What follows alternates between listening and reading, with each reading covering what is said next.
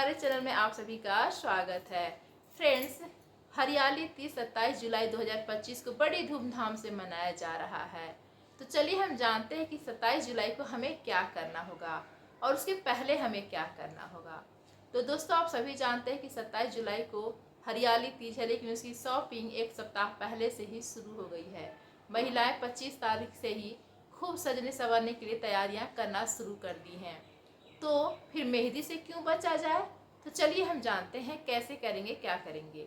26 जुलाई को रात में ही सभी महिलाएं कुंवारी लड़कियां जो शादी की उम्र की हो गई हैं, सभी लड़कियां सभी महिलाएं 26 जुलाई को ही रात्रि में मेहंदी लगा लेंगी अपने हाथों में। और मेहंदी देखिए, आप लोग लगाते हो थोड़ा सा ना, कम से कम त्यौहार में ना इतना इतना मेहंदी लगाइए, है ना, पूरे हाथों में मेहंदी लगाइए, थोड़ा लगे कि फेस्टिवल किए हैं।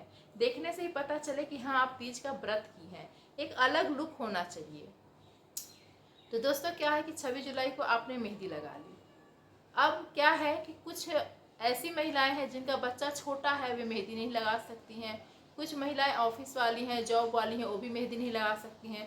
तो वे क्या करेंगी, वे दोस्तों क्या करेंगी, 27 जुलाई को पूरी तरह से जब तैयार हो जाएंगी, दुल्हन की तरह सज जाएंगी, पूजा पे बस बैठने से 10 मिनट पहले वे क्या करेंगी, ये देखिए,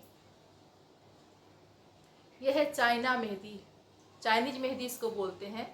चाइनीज मेहंदी 15 रुपए का मात्र आता है दोस्तों।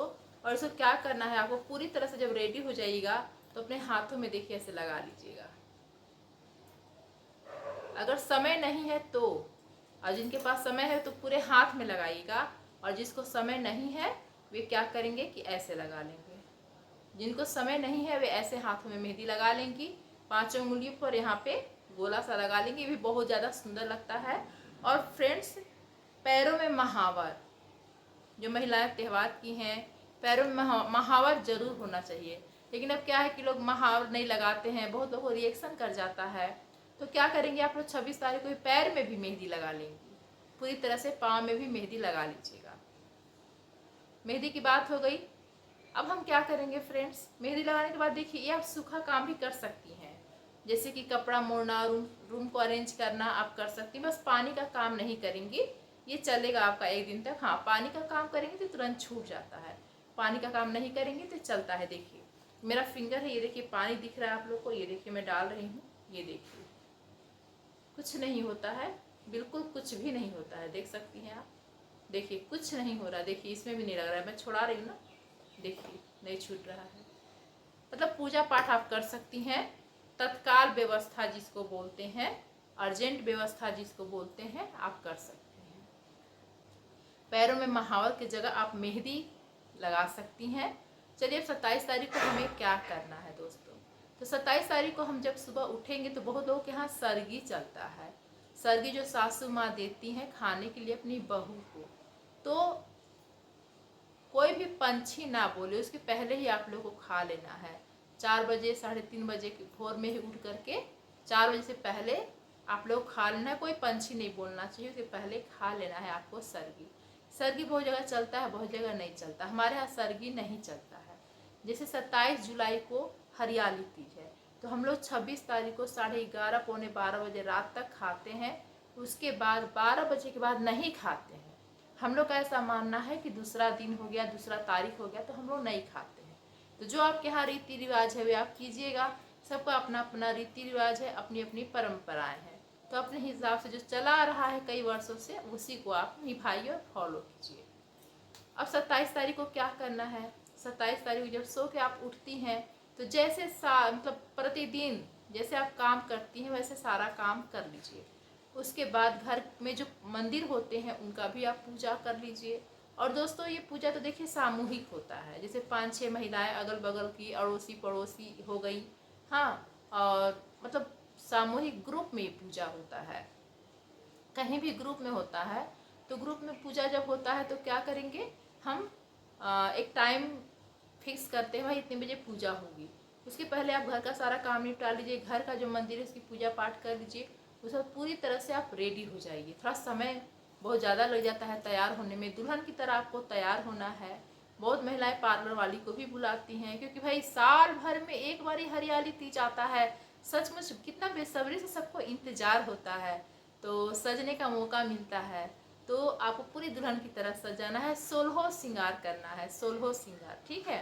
और मतलब अच्छा सा लाल लाल गुलाबी हरा, ऐसे तो सावन का महीना है तो हरा रंग का जितना साड़ी हो सके, लहंगा हो सके, जो सूट हो सके, बहुत महिलाएं सूट भी पहनती हैं, सूट साड़ी हरा पहनिए, चूड़ी हरा पहनिए, हाथों में मेहंदी लगाइए, पूरी दुल्हन की तरह तैयार होइए, काफ़ी अच्छा लगता है। अब दोस्तों पूजा पाठ की बात तो हो गई, अब हम पूजा करेंगे। तो उसमें क्या होता है कि आप मंदिर भी जा सकती हैं, मंदिर भी जाकर पूजा कर सकती हैं, और आप घर में भी पूजा कर सकती हैं, ठीक है। तो घर में जब पूजा होता है तो भगवान माता पार्वती और शिव भगवान जी की तस्वीर रखकर चौकी पर अच्छे से बैठा कपड़ा बिछाकर उनको स्थापित करके आप पूजा कर लीजिए। अगर आपके घर मान लीजिए तस्वीर नहीं है, मिट्टी अगर आपके घर के आसपास है, मिट्टी घर में मौजूद है, मिट्टी नहीं है तो बालू है, तो आप उससे शिवलिंग बना लीजिए, ठीक है। शिवलिंग बना लीजिए, शिवलिंग बना करके आप उनकी पूजा कीजिए। शिवलिंग, माता पार्वती जी और गणेश भगवान जी। गणेश भगवान जी इसलिए दोस्तों क्योंकि जब भी पूजा होती है तो सबसे पहले गणेश भगवान जी की पूजा की जाती है, इसे गणेश भगवान जी।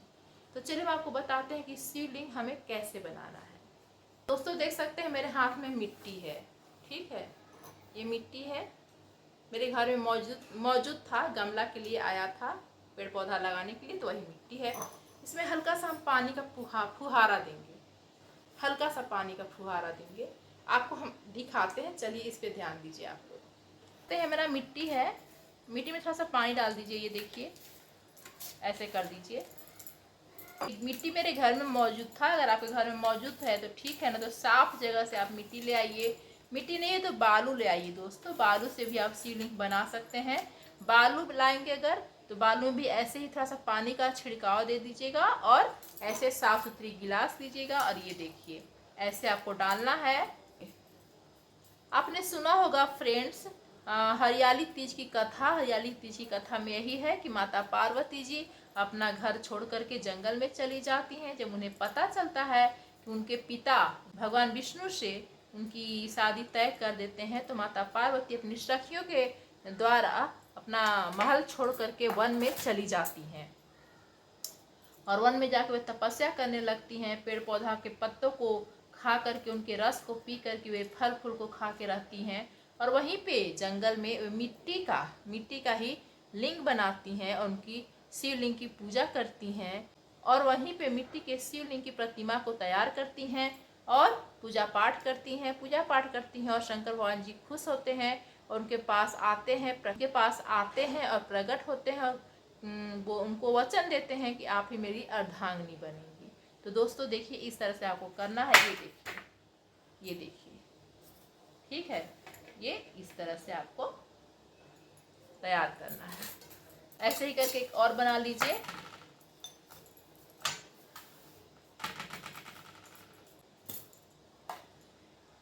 ये देखिए दोस्तों, और ये देखिए दोस्तों ये गणेश भगवान जी। तो दोस्तों आप इस तरह आकार दे सकते हैं, ये देख सकते हैं, ये शिव भगवान जी, माता पार्वती जी, गणेश भगवान जी, ठीक है। गणेश भगवान जी को इसलिए रखा गया क्योंकि सबसे पहले इनकी पूजा की जाती है। तो इस तरह आप आकार दे करके पूरी तरह से दुल्हन की तरह तैयार हो जाएंगी। इस तरह शिवलिंग का मिट्टी से बना लेंगी, बालू से बना लेंगी, अगर गोबर मिलता है तो गोबर से भी गणेश जी को बनाया जाता है। उसके बाद जैसे आप पूजा करती हैं शिवलिंग का अपने विधि से कर लीजिएगा, अपने तरीके से कर लीजिएगा।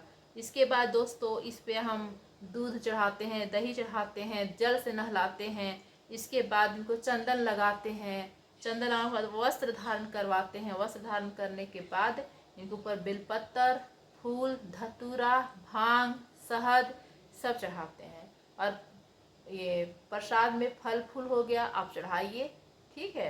और माता जी को कैसे करेंगे पूजा, इनको भी स्नान कराएंगे, थोड़ा सा जल से छिड़काव करके इनका स्नान कराएंगे, इनको भी वस्त्र धारण कराएंगे, उसके बाद इनको सिंदूर लगाएंगे, ठीक है। सिंदूर लगाने के बाद फ्रेंड्स क्या करेंगे कि एक टोकरी आता है, उसमें सब श्रृंगार का सामान होता है, जैसे चूड़ी, बिंदी, नेल पेंट, महावर, मेहंदी, आलता, मतलब सब कुछ। और बहुत तो साड़ी भी चढ़ाती हैं, अगर आप साड़ी चढ़ाने में सक्षम नहीं है तो ब्लाउज का जो पीस होता है ना, उस टोकरी में आता है ब्लाउज का पीस। तो इसे चढ़ा करके देवी माँ को पूजा पाठ करके वे दान में जाता है पंडित जी को, वे दान हो जाता है। ठीक है, तो शंकर भगवान जी माता पार्वती की पूजा करने से पहले पहले आप गणेश भगवान जी का पूजा करेंगे। पूजा आप पूजा कर ली, ठीक है। पूजा करने के बाद आपको कथा सुनना है। आप माता पार्वती की पूजा कर ली, दान का सामान सब माता पार्वती को चढ़ा दी। उसके बाद दोस्तों क्या, पूजा जब आप कर लेंगी तो वहीं पे बैठ के जो 4-5 महिला होंगी, उसी में से कोई आपको हरियाली तीज की कथा सुनाएंगी।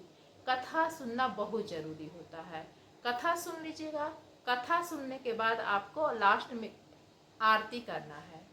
ओम शिव ओमकारा, जो भी आरती भगवान शिव भगवान जी से जुड़ा हुआ होगा, आपको वे आरती करना है।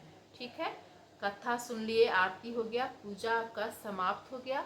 उसके बाद आप अपने पति को पैर छूकर प्रणाम करेंगी। आपके घर में जितने भी बड़े हैं, सास ससुर जेठानी जेठानी, सबको पैर छूकर आप प्रणाम करेंगी, उनसे आशीर्वाद लेंगी। और जैसे कि कहीं कहीं रीति रिवाज है कि भूख नहीं बर्दाश्त होता है, मतलब शाम को पूजा करने के बाद लोग प्रसाद खा लेते हैं, एक टाइम भोजन भी खा लेते हैं।